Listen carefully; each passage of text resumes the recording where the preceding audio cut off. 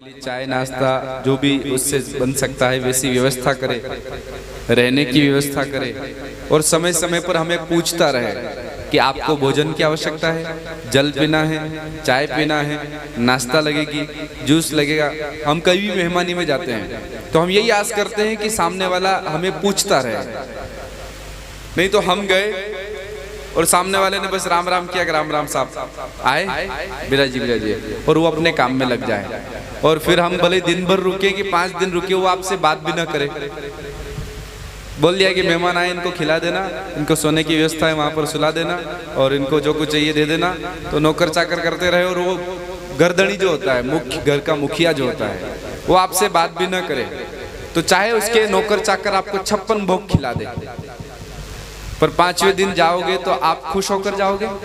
अरे भाई, जिससे मिलने गए थे उसने तो सीधे मुंह बात तक नहीं करी, बस राम राम श्याम श्याम किया और बिठा दिया एक कोने में कि बैठ जाओ। तो कहीं ना कहीं हमारी अप्रसन्नता जाहिर होती है। उसी प्रकार हमारे पितृगण, हमारे पितृगण यहाँ आते हैं तो वे भी आशा करते हैं कि हम जिनके घर गए हैं, हमारे बालकों के घर गए हैं, हमारे वंशजों के घर गए हैं, तो वो हमें आदर भाव से याद करें। याद करना मतलब, याद करना अर्थात आप रोज सुबह उठो तो अपने पितृगणों के निमित्त कुछ कर रहे हो 16 दिनों में। यदि कुछ कर रहे हो कि उनके लिए एक कंडा लगाया, उस पर धूप ध्यान किया, खीर पूड़ी उनको खिलाई, तो इसका मतलब है आप याद कर रहे हो। फिर उसमें से आपने गौ माता को अगर खीर पूड़ी रोटी खिलाई, काक बलि कौवे के रूप में पितृगणों को बलि दी, तो समझो आपने पितरों का सम्मान किया है, उनको भोजन करवाया है। और कहीं आपको मालूम चल गया कि हाँ 16 दिन है, पितृगण आते हैं, श्राद्ध पक्ष हैं, पर हमें फुर्सत ही नहीं है। बच्चे से कह दिया बेटा तू कर देना धूप ध्यान, मैं जा रहा हूँ खेत पर। कौन सा समय लगता है धूप ध्यान करने में पितृगणों के लिए? मात्र 10 मिनट 5 मिनट, लेकिन 24 घंटे में से आप 10 मिनट भी पितृगणों के लिए नहीं निकाल पाओ तो आप आशा ही मत करना कि आपके पितृगण आपको आशीर्वाद देकर जाएंगे या आपके घर से खुश होकर जाएंगे। वो उल्टे नाराज होकर जाएंगे। और पितृगण अगर नाराज हो गए तो ऐसा उल्टा पटकेंगे कि आप चाहे 1000 रुपए रोज के कमाते हो या 10,000 रुपए रोज के कमाते हो, आपको शांति नहीं मिलेगी। भटकती आत्मा जैसा जीवन हो जाएगा। पैसा बहुत, संपत्ति बहुत, बेटा बेटी बालक नौकरी चाकरी सब होते हुए भी आपको वो शांति नहीं मिल पाएगी जो एक मनुष्य चाहता है। वो मन शांत हो ही नहीं पाएगा।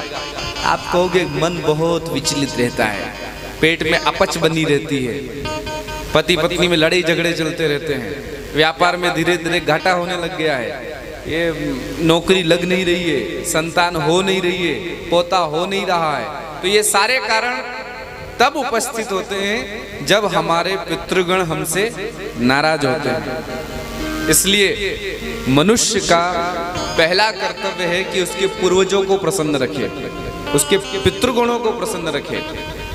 साल भर हमें समय न मिले कोई बात नहीं, पर जब 16 दिन के लिए वो मेहमान बनकर हमारे घर आए हैं तो कम से कम 16 दिन उनकी अच्छे से आप आदर सम्मान आओ भगत करो। सुबह उनको बढ़िया अपने हाथ से श्रीमती जी को बोल दो बढ़िया अधोटा खीर बनाए। ऐसी खीर की 1 लीटर दूध का उकाल उकाल करके आधा लीटर बन जाए। उसमें थोड़े से चावल डालो, एक आधी कटोरी, और बढ़िया काजू बादाम पिस्ता जैसे आप खाते हो ना। आपके घर भोजन हो और अगर हलवाई को कहा कि वो खीर बनाना है साहब, तो हलवाई कैसी खीर बनाता है? साहब दाख लाना, चारोली लाना, पिस्ता लाना, काजू कतरन लाना, केसर लाना, ये सब चीजें बुलवाता है और फिर दूध बुलवाता है। और फिर वो हलवाई जो खीर बनाता है तो दूध को ओटा ओटा करके बढ़िया दूध गाढ़ा ना हो जाए तब तक ओटाता रहता है। फिर उसमें थोड़े से चावल डालता है और उसके बाद जो मसाला सामान उसने है वो सारा सामान डालता है और फिर खीर खाने वाला बैठता है तो तृप्त होता है कि नहीं है? वाह वाह वाह वाह, क्या बढ़िया खीर बनाई।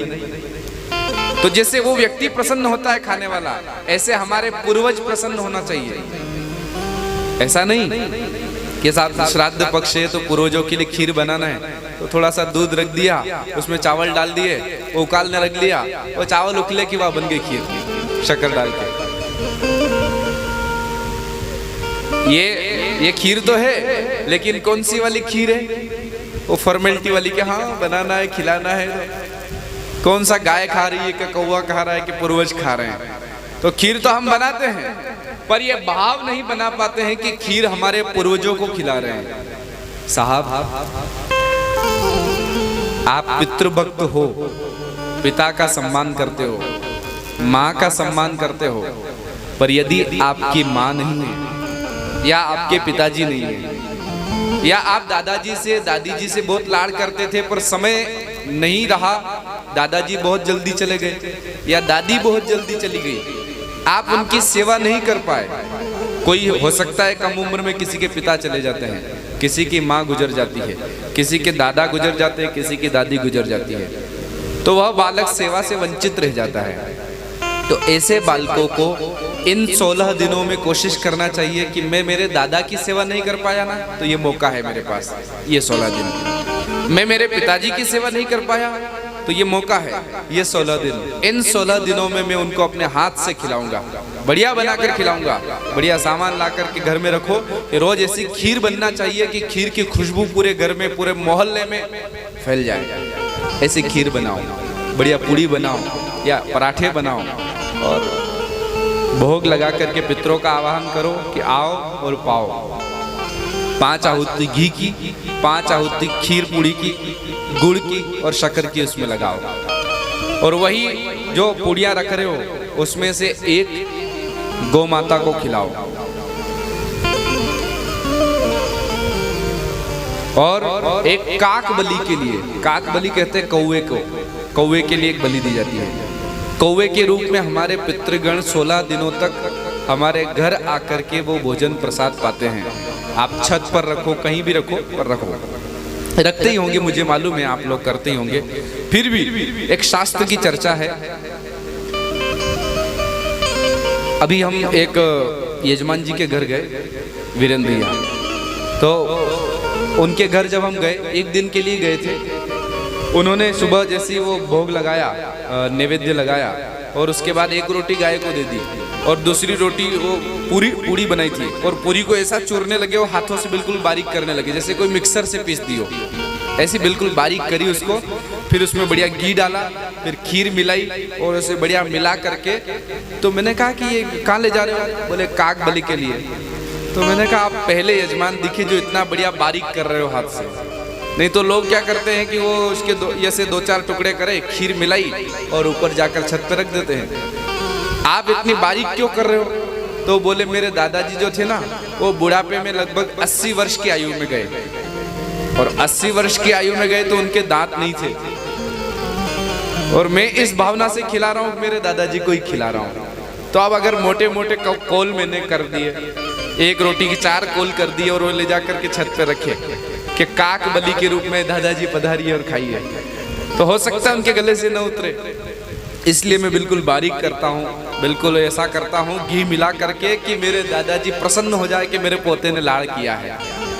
तो मैंने कहा हाँ, ये होती है पितृभक्ति, ये होता है पितरों का सम्मान। तो एक भाव की बात है, कहते हैं ना कि भगवान भी आ जाते हैं भाव के आगे, तो ऐसे पितृदेवता भी आ जाते हैं भाव के आगे, पर वो भाव होना चाहिए। कौन कहते कि भगवान खाते नहीं, कौन कहते कि भगवान खाते नहीं, बैर शबरी के जैसे खिलाते नहीं। शबरी माता की तरह कोई बेर खिलाने वाला तो हो, क्या राम जी नहीं आएंगे? राम जी वनवास में शबरी माँ रहती है, बड़े बड़े महात्मा इंतजार करते रहेंगे कि हमारे मठ में आएंगे, हमारे इस मंदिर में आएंगे, धर्मशाला में आएंगे। राम जी कहीं नहीं गए, एक छोटी सी कुटिया बनी थी शबरी माता की, इस कुटिया में चले गए। क्यों? क्योंकि बाकी मठ बने थे, मंदिर बने थे, मठाधीश बैठे थे, पर वो भाव उनमें नहीं था जो भाव शबरी माता के हृदय में था। तो शबरी जैसा भाव हो तो भगवान भी आ जाए, और मैंने जो बताया ना उस यजमान जैसा भाव हो ना तो आपके पितृ देवता भी आ जाए। तो इन 16 दिनों तक उन पितृगणों के निमित्त इस प्रकार काक बलि देना चाहिए। एक होता है हमारे ये मालवा और हमारे तरफ का मालवा थोड़ा सा डिस्टेंस है 200 किलोमीटर का, तो थोड़ी भाषा चेंज हो जाती है। आप भी शायद यही कहते होंगे, लेकिन हमारे उधर बोलते कीड़ी नगरा, आप भी यही बोलते हो चीटी नगरा। हाँ, तो आपकी थोड़ी शुद्ध है, हिंदी मिक्स है, चीटी हिंदी शब्द आ गया। हमारे तो ठेठ मालवी कीड़ी नगरा, चीटी नहीं बोलते कीड़ी, तो हाँ वही कीड़ी नगरा, चीटी नगरा। चीटी नगरा भी श्राद्ध पक्ष में 16 दिनों तक हमें जिमाना चाहिए। मार्गशीर्ष महीने में तो जिमाना ही चाहिए, उसका तो नियम है शास्त्रों में। पर श्राद्ध पक्ष में भी आपको अगर आसपास कहीं दिखे कि यहाँ चीटी का वो बना हुआ स्थान, चीटियाँ निकलती है, तो चीटियों के लिए आटा और शक्कर बढ़िया पीस करके ले जाओ और ले जा करके उन चीटियों के लिए दान कराओ। पितरों के जैसे भगवान के भोजन करने के कई मुख हैं। अग्नि में जो हम स्वाहा स्वाहा करते हैं तो भगवान अग्नि मुख से भी खाते हैं। ब्राह्मणों को हम भोजन करवाते हैं और ब्राह्मण मुख से भी भगवान खाते हैं। ब्राह्मणों से मुखम आसीत, ब्राह्मणों का मुख भगवान का मुख, और मुखात अग्निरजायत, भगवान के मुख से अग्नि प्रकट हुई है, इसलिए अग्नि के मुख से भी भगवान पाते हैं। अग्नि में स्वाहा और ब्राह्मण मुख से आहा। ब्राह्मण भोजन कर ले और पेट पर हाथ फेर कर गए, आहा हा हा, वाह वाह वाह, यजमान जी बहुत अच्छा भोजन बना। तो यूं समझो कि देवता तृप्त। अग्नि में अगर आपने सही से आहुति दी, बढ़िया घी की और शक्कर की, तो भी देवता तृप्त। उसी प्रकार पितरों के भोजन करने के मुख होते हैं गौमुख, काक मुख, चीटी मुख और पक्षी मुख, और पांचवा होता है मत्स्य मुख, मछली। पहला गौमुख गाय को, दूसरा काक मुख अर्थात कौवे को, तीसरा पक्षी मुख, पक्षियां जो पशु चिड़िया रहती है अपने अगर घर की मुंडेर पर आकर के या अपने बरामदे में आकर बैठती है, गैलरी में आकर बैठती है, तो उन पक्षी के लिए भी जो दाना आप डालना चाहो इन श्राद्ध पक्ष में अवश्य डालना चाहिए। पक्षी के मुख से भी हमारे पितृगण प्रसाद पाते हैं। मत्स्य मुख, मछली में जो हम आटे की गोलियां बना बना कर मछलियों के लिए डालते हैं, उस मुख से भी भगवान पितृ देवता जो है वो मत्स्य मुख से भी प्रसाद पाते हैं। और एक मुख होता है श्राद्ध पक्ष में ब्राह्मण का भोजन। ब्राह्मणों के चरण हमारे घर में पड़ते हैं, ब्राह्मण भोजन करते हैं, और ब्राह्मणों की जूठन जब हमारे घर में गिरती है तो उस जूठन के गिरने से हमें इतना पुण्य मिलता है कि हमारे सारे पितृदोष जितने भी जन्मों के हैं वो सारे पितृदोष से हमें मुक्ति मिल जाती है। बोलो राधे राधे। अब नियम सुनिए। पितृपक्ष में व्यक्ति को 16 दिनों तक अपने घर में कभी भी गुस्सा नहीं करना चाहिए। बात समझे? क्रोध नहीं आना चाहिए। वही बात मैं पुनः कहूं कि आपके घर कोई मेहमान आए और वो बेचारा बाहर आके बैठा पलंग पर, आपने जल पिला दिया, लीजिए जल पीजिए, और जल देकर आए मैं चाय लेके आता हूँ, और चाय लेने अंदर गए और दोनों पति पत्नी ऐसे लड़ोगे करके कि आवाज बाहर तक जाए, तो बाहर बैठा मेहमान क्या सोचेगा, भाई ये दोनों ही लड़ झगड़ रहे तो अपने को कौन चाय का पूछेगा, तो अपन भी खसक जाओ। तो हो सकता है मेहमान भी चला जाए वहां से, या ना जाए तो उसका जो मन है, जो जिस भाव से वो मिलने आया था वो भाव समाप्त हो जाए। उसी प्रकार ये मेहमान हैं, हमारे पूर्वज, हमारे पितृगण 16 दिनों तक हमारे घर में आए हैं, और अगर वो मेहमान घर में ठहरे हैं और आप बात बात में कभी बच्चे को ललकार रहे हो, कभी पत्नी को फटकार रहे हो, कभी भाई को ललकार रहे हो, कभी किसी को ललकार रहे हो, तो पितृगण प्रसन्न नहीं होंगे। इसलिए 16 दिनों तक क्रोध न करें, पहला नियम। दूसरा, 16 दिनों तक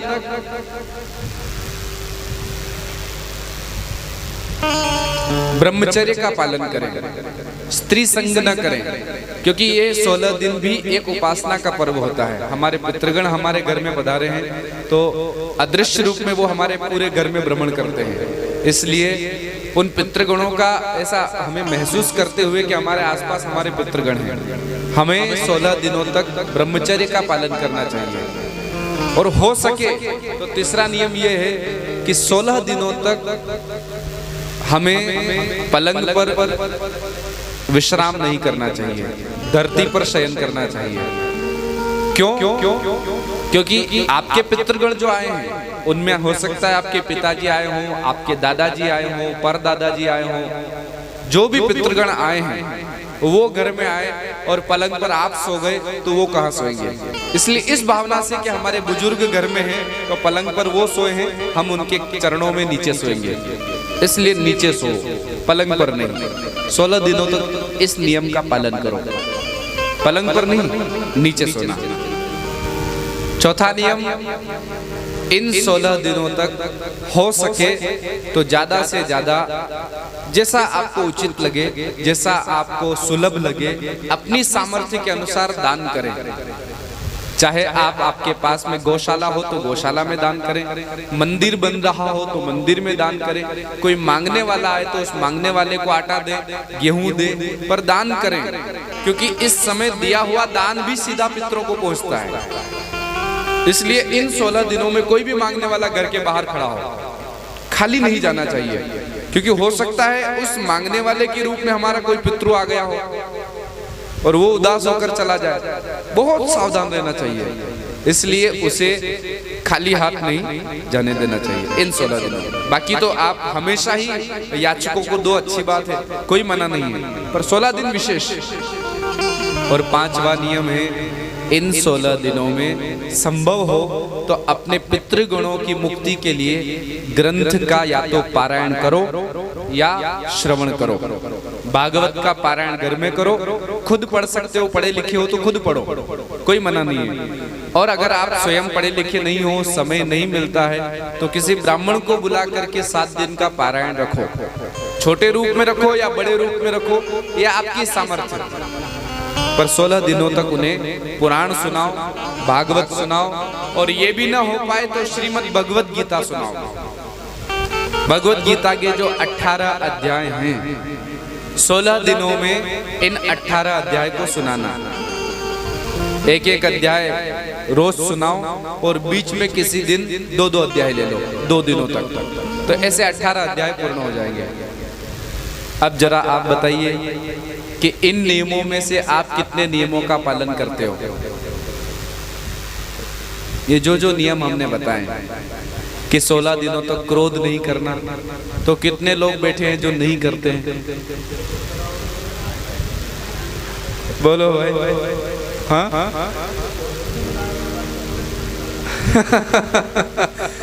अच्छा, दूसरा नियम, कितने लोग 16 दिनों तक धरती पर शयन करते हैं? कोई नहीं।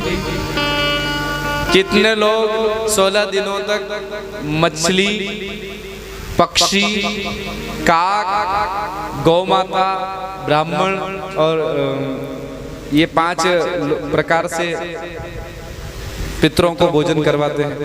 कितने लोग हैं? कुछ एक दो होंगे, नहीं ना? अच्छा, और चौथा प्रश्न, कितने लोग हैं जो इन 16 दिनों तक शास्त्र का घर में पाठ करते हैं? चाहे भगवत गीता हो, भागवत हो, रामायण हो, कोई सा भी शास्त्र हो, कितने लोग बैठे हैं जो करते हैं? मैंने आज इनको देखा था, हमारे बालकृष्ण जी जो यजमान हैं हमारे, सुबह वहाँ जो ग्रंथ रखा है, मैं पढ़ नहीं पाया कौन सा ग्रंथ था, पर आप लेकर गए थे। हाँ वीरेंद्र भैया, पिताजी सुबह वो कोई पुस्तक लेकर गए थे, पाठ करने के लिए लगे थे। अच्छा है। कोई भी ग्रंथ हो, पर ग्रंथ पढ़ना मतलब उस ग्रंथ में भगवान की चर्चा है, भगवान की चर्चा करना। वो पितृगण वहां आकर बैठते हैं जब आप भगवान की चर्चा करते हो, और वो सुनते हैं, और वो चर्चा सुनने से उनके कानों में भगवान का नाम पड़ता है, और नाम पढ़ने से उनके पाप जो है वो धुलते जाते हैं, और धुलाई होते होते धीरे धीरे 16वें दिन वो मुक्त हो जाते हैं। जिस भी गति में कोई अधोगति में होगा, हम लिखने में भले लिख देते कि श्रीमान स्वर्गवासी हमारे फलाने फलाने फलाने दादाजी, जो भी लिख देते हैं, पर क्या आपको मालूम सब स्वर्ग में गए क्या? ये सब जानते हैं कि सब स्वर्ग में नहीं जाते। कुछ के कर्म अच्छे होंगे तो स्वर्ग में गए भी होंगे, पर जरूरी थोड़ी कि सबके सब स्वर्ग में गए होंगे। पर ऐसा तो कोई लिख नहीं सकता कि नरकवासी मेरे श्रीमान परदादाजी, आज तक किसी ने नहीं लिखा। वैकुंठवासी, कैलाशवासी, स्वर्गवासी, यही तो लिखते हैं। पर हम सब जानते हैं कि पक्का नहीं है कि वो स्वर्ग में गए, इसलिए उनको स्वर्ग मिले इस निमित्त ये काम करना चाहिए। अभी तक नहीं करते हो कोई बात नहीं, पर आज जब चर्चा निकली है, अभी 7 दिनों तक बहुत सारी चर्चाएं होगी, तो आप इन कामों को अवश्य करें। बोलो भक्तवत्सल भगवान की। और यह भागवत का आयोजन रखा गया है, तो 16 दिनों तक पितृगण यहाँ पधारेंगे, भागवत जी का श्रवण पान करेंगे। और केवल ऐसा नहीं है कि जो यजमान कथा करवा रहे हैं उन्हीं के पितृ आने वाले हैं। जो जो कथा सुनता है, कथा पांडाल में, कथा भवन में आकर जो बैठता है, कथा सुनता है, उसके पितृगण उसके हृदय में बैठ करके कथा सुनते हैं।